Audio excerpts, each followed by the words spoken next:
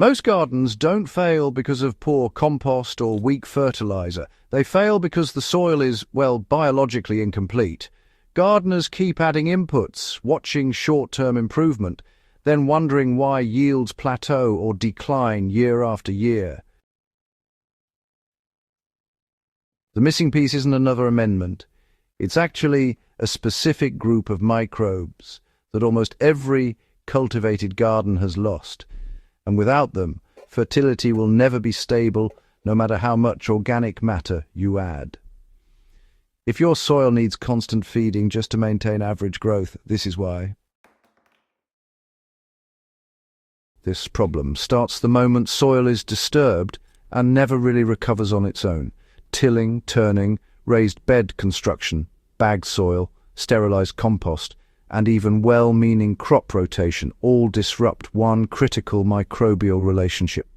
The moment soil structure is broken, certain microbes lose their habitat and disappear. They don't bounce back easily. You can garden for decades without ever restoring them unless you do it deliberately. That's why wild soils stay fertile with no inputs while gardens need constant help. The microbe everyone is missing is arbuscular mycorrhizal fungi, not bacteria, not worms, not compost microbes. Arbuscular mycorrhizal fungi, often shortened to AMF, are the backbone of long-term soil fertility. These fungi form living networks that physically connect plant roots to the soil. They don't just live near roots, they grow inside them and extend outward, increasing the effective root system by orders of magnitude. Without them, plants are functionally half-blind underground. While your garden probably has almost none left, AMF are extremely sensitive to disturbance. Tillage breaks their networks. Synthetic phosphorus shuts down the symbiosis. Long fallow periods starve them. Sterile potting mixes never had them to begin with. Even organic gardens, can lose these fungi if the beds are turned regularly or if nutrients are constantly dumped in a soluble form. The fungi, they simply stop colonizing roots when plants don't actually need them, and over time the population just collapses. By the time most gardeners notice declining performance, the fungi are, unfortunately, already gone. What these fungi actually do is something, honestly, that nothing else can really replace. Arbuscular mycorrhizal fungi don't just help plants absorb nutrients, they actually mine the soil. Their hyphae are thinner than root hairs and can penetrate micropores that roots just can't access. They extract phosphorus, zinc, copper, calcium, and even water from places roots physically cannot reach. In exchange, plants feed them sugars. This trade, stabilizes nutrient flow. Instead of those feast and famine cycles you get from fertilizer spikes, plants receive steady nutrition tied directly to their metabolic needs. That's why mycorrhizal plants don't show dramatic growth spurts. Instead, they show consistency, resilience, and long-term productivity. There's a hidden benefit here that, honestly, most people never even notice until it's gone. Arbuscular mycorrhizal fungi, or AMF, quite literally glue soil together. They produce glomalin, which is this sticky compound that binds soil particles into stable aggregates. And this really improves soil structure, aeration, water retention, and even helps with resistance to compaction.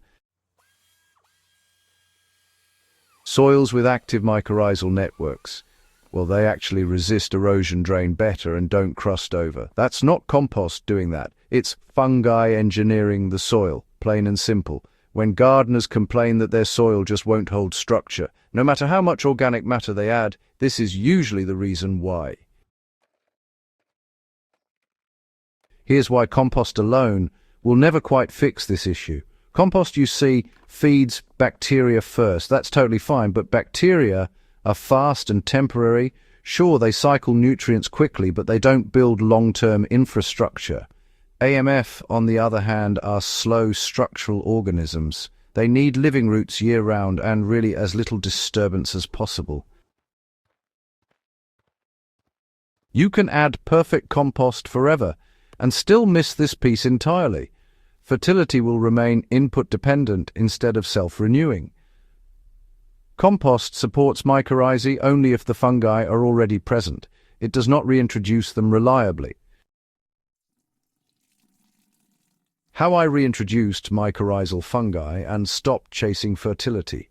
I stopped treating beds like containers and started treating them like ecosystems.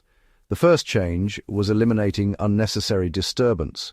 No seasonal digging, no turning beds to refresh them. I plant, cut at soil level, and replant. Second, I stopped overusing phosphorus. Even organic phosphorus suppresses mycorrhizal colonization when it's readily available. Plants don't invest in fungal partnerships if nutrients are cheap. Third, I inoculated deliberately, once correctly, and then protected the network. Now, what inoculation actually works and what's mostly marketing, well, that's worth considering. Most mycorrhizal products fail because they're applied incorrectly. Sprinkling spores into soil does almost nothing, honestly. The fungi must contact living roots to establish. When I inoculate, I apply directly to roots at planting. For transplants, I dust roots lightly with inoculant or water it into the planting hole at label strength.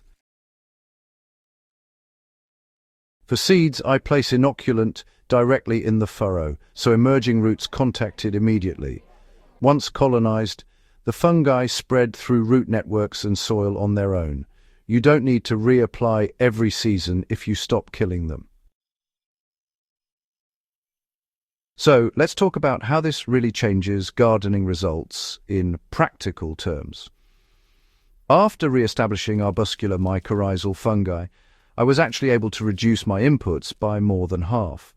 Plants became noticeably more drought tolerant, which was a huge relief during those dry spells.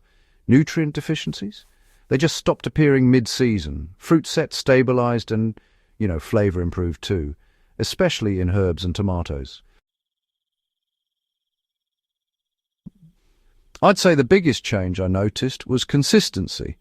The beds just stopped crashing late in the season, which used to be a real headache. The soil stayed workable, even when conditions weren't ideal. Diseases tied to stress dropped off quite noticeably. Now, this wasn't something that happened dramatically in a single week, but over several seasons, it was honestly dramatic. So, why do raised beds and containers suffer the most without this microbe? Well, raised beds are isolated systems, right? Once mycorrhizae are lost, there's simply no surrounding soil to recolonize them. And containers, well, they're even worse. Sterile mixes pretty much guarantee the absence of these fungi, unless you add them intentionally. That's why, container gardens feel like constant feeding experiments. Without fungal networks, the roots are, alone. But once inoculated and managed properly, even containers stabilize dramatically, as long as you avoid synthetic salts and overfeeding. What most 2026 fertility trends still get wrong is pretty fundamental. Folks are chasing biochar ratios, compost extracts, and all sorts of microbial cocktails, but they're not really addressing habitat. Mycorrhizal fungi, honestly, they don't care about trends. They care about roots, time, and, stability. If your system constantly disrupts them, no product is going to save you. Perpetual fertility, it doesn't come from just adding more and more. It comes from rebuilding relationships. Honestly, that's the one thing I'd fix first in any struggling garden. If I had to pick just one intervention for long-term soil health, this would be it. Not compost, not mulch, not minerals. Rebuilding mycorrhizal networks changes how everything else works. Once they're present, inputs become optional instead of, mandatory. That's really the difference between soil that merely survives and soil that actually improves.